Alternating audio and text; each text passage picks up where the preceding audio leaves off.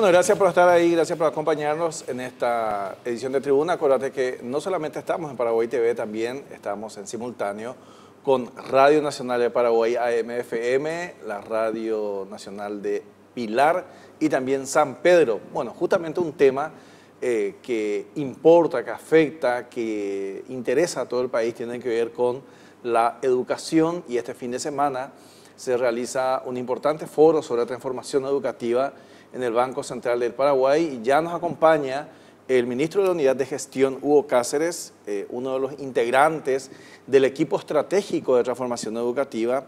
Y hablamos de educación, pero no precisamente hablamos con el ministro de Educación, sino que hablamos porque se trata de un tema que es prioritario para el Estado. Ministro, gracias por estar aquí. Hola César, un saludo muy especial a la teleaudiencia, especialmente a nuestros amigos de todo el interior. Y efectivamente, César, el tema de educación y de la transformación educativa es una causa nacional. Es una prioridad para el presidente de la República, es de los programas más importantes que tenemos sin duda, y por eso estamos apoyándole al ministro Peta, que coordina el Comité Estratégico de Transformación Educativa, junto al ministro de Hacienda, el ministro de la Secretaría Técnica de Planificación y este servidor, porque se trata de una prioridad. Y cuando hablamos de transformación educativa, estamos hablando de una ruta que nos lleve a 2030 con la mejor educación para nuestros hijos. Si nosotros logramos transformar la educación, César, vamos a lograr transformar el país. Yo sé que nuestra gente aquí y en todas partes se habla mucho de Itaipú, y es muy importante eso para nuestro país. Pero la transformación educativa es central de vuelta para la transformación de nuestro país. Es el camino más seguro, como dice nuestro presidente. Bueno, justamente a veces se ponen en ejemplo de unos países que han hecho giros fantásticos, cambios, por así radicales, y miramos y obviamente queremos compararnos, sabemos que estamos lejos, pero si no empezamos no vamos a llegar nunca a un cambio tampoco. Es así, a mí me tocó estar en países como Estonia, ¿verdad?, que se independizaron de lo que era la Unión Soviética, país mucho más pobre que Paraguay, pero que dijeron vamos a apostar a la educación y a la integración digital, al tema tecnológico. Y la gente no entendía, no, tenemos muchas necesidades, salud, seguridad. El presidente dijo educación y la agenda digital. Y hoy Estonia es de los países más digitalizados en el mundo, con la mejor educación en Europa, está entre los países con mejor educación y con unos niveles de ingreso mucho más importantes. Lo mismo Corea. Pero no tenemos que irnos tan lejos, ¿verdad? Mirando América Latina, ¿verdad?, también tenemos los casos como Chile, Uruguay, pero también Ecuador, que recientemente realizó una transformación educativa importante. Estos son procesos que llevan años. Justamente el símbolo de la transformación educativa es un lapacho, un tallí, ¿verdad?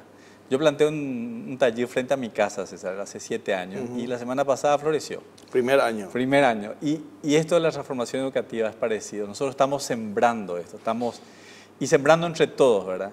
En algún momento esto va a florecer con una mejor educación, con la tecnología, con la infraestructura, con mejores docentes, que van a hacer que justamente nuestro país tenga mejores herramientas para enfrentar el futuro. Bueno, este fin de semana se realiza un foro importante, estábamos viendo el programa, vienen exponentes de todas partes. ¿Qué se busca con este foro? El seminario que tenemos reúne a expositores locales e internacionales, a más de 500 participantes, maestros, directores, gente de la sociedad civil, de la empresa, estudiantes, que van a ver qué pasó con las reformas educativas en Paraguay, cuáles son los desafíos que tenemos hoy en los distintos programas, en los distintos temas, y también de las mejores experiencias internacionales. Entonces, es parte de una ruta de trabajo. Tuvimos ya 2 audiencias públicas y ahora van a empezar los foros en el interior, en el norte, en el Chaco, en Boquerón, en Filadelfia, pero también en el este, en el sur del país, para que la gente participe. Los estudiantes, los gremios, los directores, los padres que son todos parte de la comunidad educativa. ¿Para qué? Para que junto a la asistencia de universidades como Columbia de Estados Unidos, que tienen la escuela más antigua de educación y una de las mejores del mundo, la Universidad Católica de Chile, es decir, expertos internacionales, juntos podamos llegar a un pacto, a un acuerdo por la educación. Y el televidente dirá, pero ¿y por qué si la gente del ministerio ya sabe o los expertos ya saben lo que tenemos que hacer? Porque hay que decir, ¿verdad? Nosotros en nuestro país estamos un poco cansados de los diagnósticos y de los planes. Pero esto es una construcción conjunta, ¿verdad? Donde participamos todos y decimos, esto es lo que queremos, blindemos la educación y transformemos nuestro país por ese camino. Bueno, justamente, hablar de un blindaje de la educación, ¿qué implica? Significa ponernos de acuerdo sobre temas como la formación docente, significa ponernos de acuerdo en temas como el currículum que debiéramos tener, significa ponernos de acuerdo en la tecnología que debe apoyar la educación, pero también en el financiamiento educativo, que es demasiado importante. Mañana, en esta semana, creo que hay marchas o protestas por el tema del presupuesto de la educación, que son legítimas, o sea, los maestros quieren mejores condiciones y el gobierno está haciendo todo lo posible para hacerlo, ¿verdad? Para nosotros llegar a esa dignificación de los maestros, a mejorar la infraestructura, la tecnología, eso requiere un presupuesto más importante. Así que ponernos de acuerdo en esos temas igualmente es muy importante, César. Ministro, entendemos que el rol que te toca ahora, hablamos de coordinar todo lo que es la gestión, encima ser vocero, trabajar en esta burocracia, ¿verdad? Creo que no te dejas ajeno, en algún momento estuviste en Hacienda también, ¿verdad? O sea, sí. Pero finalmente, cuando hablamos de esto, para la gente es sencillo calificar, ¿verdad? Es sencillo ponerle número, es sencillo aplazar. Pero ¿por qué no es tan fácil el tema del presupuesto, por ejemplo? O sea, yo puedo decir, ¿por qué no le dan más presupuesto a educación y se soluciona el problema? No pasa por ahí, ¿verdad? Claro. Esa parte sí podríamos hacer un poco de didáctica con los televidentes y los que nos escuchan por radio también. Sí, exactamente. Parece fácil y lo es, pero así como en la familia, de repente cuando tenemos un presupuesto, ¿verdad? Y decimos, bueno, esto va para el súper, para el mercado, para los alimentos, y esto va para la escuela, para la educación, ¿verdad? Y alguien más quiere ampliar un dormitorio más, ¿verdad? O un baño más, o quiere cambiar de auto, lo que sea. Y la plata es la misma. La plata que ingresa es la misma. Entonces, o te endeudas, o acudís a tu ahorro, o vendés algo. Y esas decisiones que uno tiene en la familia, también la tiene el ministro de Hacienda y el equipo económico. Entonces, darle más a educación, y se le va a dar más a educación, dentro de un año difícil, con ingresos que no son los más altos, se va a privilegiar educación. Pero si le damos de más, quiere decir que le tenemos que sacar a salud, quiere decir que le tenemos que sacar a seguridad, que son otras necesidades como muy importantes. Desarrollo social, por ejemplo. Totalmente. Entonces, o sea, no es sacar o dejar de dar un subsidio que ya es parte de un programa de desarrollo Entonces, de la pobreza extrema. Reconocer, ¿verdad?, que de repente nos toca en este año. El primer semestre fue de lo más difícil en los últimos 20 años. Pero no porque, no en temas de Paraguay o de gobierno o de sector privado, las condiciones externas, o sea, tener sequía, inundación. Brasil, Argentina es complicado. Los precios internacionales que bajaron, ¿verdad? Siempre se da esas cosas. La diferencia es que este año se dio todo junto. Entonces, ese es un desafío muy grande. Entonces, el presupuesto que tenemos, por supuesto, entonces es más modesto. Y todos queremos mejorar nuestra condición de vida. Así que, contestando a tu pregunta, se está haciendo un esfuerzo con educación, en privilegiar la educación, en dignificar a nuestros maestros. Paraguay es un país que va a seguir creciendo, así que nosotros esperamos lograr esos acuerdos y no solamente mejorar los ingresos de los maestros, sino también su formación, ¿verdad? Mejores herramientas para los desafíos que nosotros tenemos para adelante. Hablando ya y volviendo al tema educativo, porque muchos de los que están reclamando, como usted dijo, es un derecho, reclaman solamente el tema de salarios. Sabemos que en educación es casi parte del calendario de prensa que en enero, febrero, algunas escuelas van a caer nomás, luego otras van a estar bajo el mango, otras se van a inundar, porque estamos hablando de reparaciones de años que están ahí pendientes, de presupuestos que no alcanzan. Y ahí viene otra vez la cuestión de la capacitación. Usted lo decía, hoy los niños, y no precisamente que sean de las ciudades, a veces saben más que los docentes.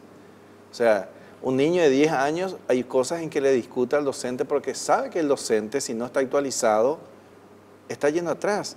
O sea, y no es porque el alumno lleve, o sea, me pasó con mi hija que me dice un día, a los 10 años, le tuve que hablar a la profesora porque se estaba equivocando, ¿verdad? Y eso creo que pasa muchas veces porque esa persona sabía que la maestra se estaba equivocando. Qué difícil es enseñar, a mí que me toca enseñar en una universidad, que me tengo que actualizar diariamente, pero qué difícil enseñarle a un niño de 7, 8 años que está viendo YouTube, que no precisamente es porque tenga recursos, porque el Internet es un derecho, 97,2% de la población está con un celular, ¿verdad? O más todavía, ministro. Sí, lo decís muy bien, César. Yo creo que hace poco estuve en mi ex colegio, yo me fui al comercio 2 por la noche, y estaba con un grupo de estudiantes y directores, y uno de ellos dice lo importante que es estudiar y trabajar duro, y la disciplina, y que con eso iban a salir adelante, ¿verdad? Y yo creo que es muy cierto, esos son valores muy importantes, pero la educación de hoy requiere más, requiere desarrollar la creatividad, requiere desarrollar el pensamiento crítico, que es el pensamiento científico, requiere trabajar en equipo, ¿verdad? Requiere para nuestros niños hablar inglés, pero también hablar guaraní, español y un cuarto idioma, ¿verdad? Que es la programación, que es el coding que le llaman, ¿verdad? Porque ese es el mundo que van a enfrentar y esos son desafíos muy grandes que tienen los maestros, pero también tenemos nosotros los padres, abuelos, ¿verdad? Un poco mi invitación para todos ustedes es volver a la escuela. Volver a la escuela significa dialogar sobre el tema de la educación, en la familia, en la escuela, en la comunidad, apoyar nuestras escuelas, apoyar la comunidad educativa. Las mejores escuelas no son las que tienen más infraestructura o más tecnología, son las que tienen mejor comunidad educativa. Eso significa padres, maestros, estudiantes trabajando juntos. Eso hace una diferencia importante. Hay mucha ansiedad en el tema de transformación educativa, ministro. O sea, que cuando no es que tenemos un día de decir, bueno, hoy apagamos la luz, mañana volvemos a aprender y ya va a estar de otro color, ¿verdad? ¿Cómo está ese proceso? Y estamos avanzando bien desde enero que se creó este Comité Estratégico de Transformación Educativa, cuando el presidente dice, yo sé que esta obra no se va a ver lo principal durante mi gobierno, pero esto es lo más importante que nosotros vamos a hacer. Desde ahí, todas las semanas, de hecho estuve en la reunión de transformación educativa antes del seminario y esa disciplina de reunión nos ha dado ya tener 2 audiencias públicas, la conformación de las unidades ejecutoras, pero también ver los contratos con estas universidades y ahora comenzar a desarrollar estos foros regionales en el Chaco, en el este, en el sur, en el norte del país, para que la gente participe. Ojalá podamos llegar a un primer acuerdo a fin de año y en julio del año que viene realmente llegar a un pacto por la educación. Y esos son avances importantes. Mientras tanto uno dirá, pero ¿qué pasa con la educación, verdad? Y no, el ministro Peta, todo su equipo están trabajando intensamente, son más de 700 aulas que se arreglaron. Se entregó, se comunicó la semana pasada la adjudicación de los kits escolares para el año que viene. Eso significa que por segundo año vamos a tener el 100% de los kits distribuidos, que es un tema importante. Hay 35.000 docentes capacitados y más de 1.000 establecimientos educativos con internet. Es decir, estamos avanzando en esto. pero esa hoja de ruta, y sobre todo una hoja de ruta, decir, esto es lo que queremos como sociedad, es demasiado importante. Solemos ver que en unidad de gestión, lo vemos a veces por el interior recorriendo. ¿Qué está haciendo, ministro? ¿Qué está visitando programas sociales? Sí. ¿Está visitando a la gente, además de esa escuela? Sí, no, gracias por la pregunta, César, porque en la unidad de gestión lo que nosotros hacemos es trabajar en las prioridades del plan de gobierno, ¿verdad? Y específicamente una de ellas es transformación educativa, por eso estoy tan apasionado con esto, pero también la atención primaria de la salud, las unidades de salud familiar. Por eso vamos al interior, estuvimos por Caguazú, por ejemplo, visitando no solamente las unidades de salud, sino también a la gente y preguntando a la gente cómo se siente, si va, no va, y las respuestas son muy valiosas, porque de repente uno piensa desde el gobierno que está haciendo su máximo esfuerzo, pero a 3 cuadras la gente dice, no, yo no voy porque no hay medicamento o porque falta gente, etcétera. Y de todo eso aprendemos y trabajamos junto con el ministro Mazzoleni, con el equipo de salud. Así que de prioridades tenemos transformación educativa, la atención primaria de salud, la primera infancia y también estamos apoyando la reactivación de la economía, que es algo que nos toca a todos hoy, junto a una agenda de innovación y empleo. Hablamos, bueno, justamente de reactivación o dinamización de la economía, nos decía el viceministro, sí, justo en este programa hace una semana. Bueno, pero bueno, toda la economía, si no vemos en esas pequeñas personas o en esas familias que vemos que anda visitando últimamente, ministro. O sea, es bueno llegar y tener ese contacto directo sin intermediarios.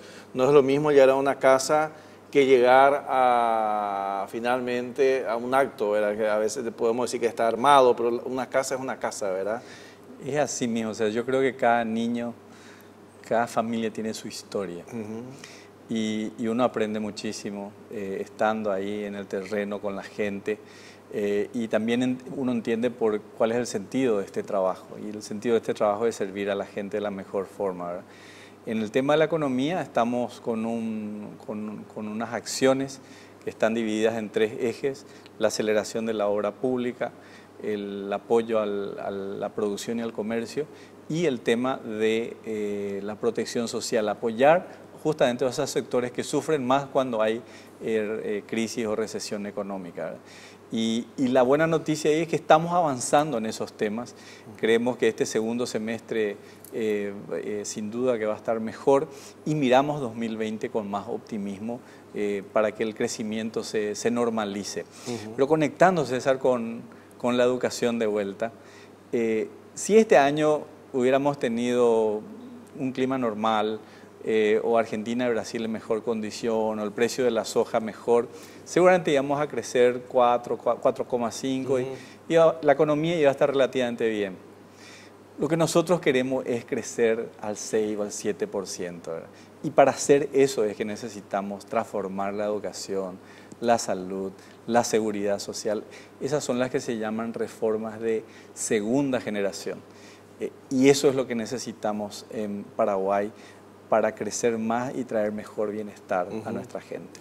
Bueno, la transformación es parte del programa de gobierno. Hablamos de educación, hablamos de transformación digital, hablamos de la transformación de la reforma también, ¿verdad? Que es necesario, que en algún momento se tiene que dar también, ¿verdad? Si es que uno quiere mejorar los ingresos, si es que uno quiere que eso llegue más a las personas. Sí, y ahí, César, si me permitís comentar que uno habla de 2030, unos 7 años, parece mucho tiempo, ¿verdad? Yo pienso en nuestros jóvenes, ¿verdad? Nuestros jóvenes necesitan empleo, están buscando oportunidades, ¿verdad? Y en ese sentido, la transformación educativa para los jóvenes se llama educación para el trabajo. Significa que de repente la universidad no es el único camino, ni tiene que ser todos tenemos que ir a la universidad. La educación técnica es muy importante. Instituciones como el SNPP y otras de ese tipo son claves en países que tienen los más altos niveles de educación. y tienen muy buenos ingresos y aportan muchísimo a sus familias, a la economía, porque desarrollan carreras técnicas. También desarrollamos emprendedores, o sea, no solamente el empleo es el camino. Emprendedores, que la gente pueda desarrollar su propia empresa es demasiado importante y en eso no tenemos que pensar solamente en carreras que son tradicionales. Hay jóvenes de Itapúa que ganaron concursos de robótica en Estados Unidos y otros que están desarrollando carreras que requieren los nuevos tiempos que se acercan. Imagínate que nos decía al inicio de este programa y Ricardo Arriola, que es director ejecutivo de la Federación de Industrias Creativas, que hay más de 50.000 personas que están trabajando en la economía creativa en Paraguay, ¿verdad? Que estamos hablando netamente en cosas creativas que están ganando dinero. Bueno, el país que nos contaba Ricardo era otro de esos problemas que escuchamos, porque nos hablaba del posicionamiento en el mundo de películas, de música, de videojuegos, inclusive, que hoy, por ejemplo, están recibiendo premios en Estados Unidos. Entonces, bueno, ahí está otra vez la educación. Exactamente. ¿Verdad? Sí. Porque finalmente la mayoría, si vemos dónde estudiaron, bueno, a veces encontramos que tuvieron cierto soporte o que pudieron hacer cursos, capacitarse un poco más que lo común, ¿verdad? Sí.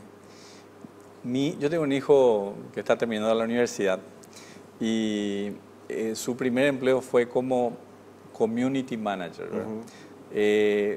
Eso es la persona que maneja las cuentas de internet, de redes sociales, etcétera, ¿verdad? Y 10 años atrás me decía, yo voy a ser community manager, yo podía pensar que iba a administrar una propiedad o algo, ¿verdad? O sea, esto está cambiando de forma dramática, ¿verdad? La buena noticia... Mi hijo va a administrar comunidad, dijiste, sí, ¿verdad? Una ciudad. Exacto. Y sin embargo le pagaron muy bien, hizo un trabajo excelente y son nuevas habilidades, ¿verdad? Si uno va al aeropuerto hoy, te das cuenta que ya no tienen gente dándote el ticket o cobrándote, son máquinas, ¿verdad? Y esto está pasando, ¿verdad? O sea, esto es parte de la economía digital.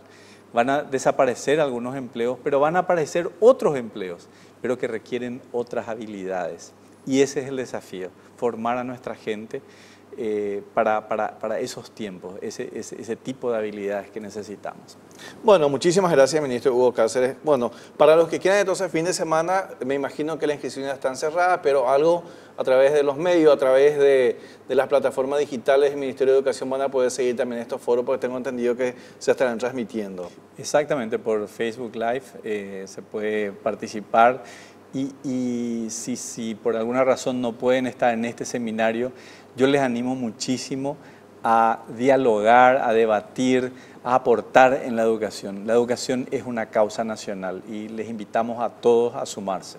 Bueno, muchas gracias. Hablamos así con el ministro Hugo Cáceres de la Unidad de Gestión y escuchaban ustedes un poco de todo. Finalmente terminamos hablando las prioridades que nos decía, ¿verdad?, del gobierno. Transformación educativa, atención primaria de la salud, primera infancia, dinamización de la economía y, por supuesto, también la innovación. Temas interesantes dentro de esta agenda también, de esta unidad de gestión del Poder Ejecutivo. Gracias por acompañarnos. Llegamos al final de Tribuna. Agradecemos también a nuestros radio oyentes, porque desde hoy estamos compartiendo Tribuna a través de Radio Nacional de Paraguay, AM/FM, Radio Nacional de Pilar y también de San Pedro. Ya nos contarán si es que nos escuchan, por ejemplo, en Villaú, en Pedro Juan Caballero, donde sabemos que llega bastante bien también para aquellas personas que prefieren sintonizar la radio en horas de la noche. Gracias por acompañarnos. Nos reencontramos la próxima semana.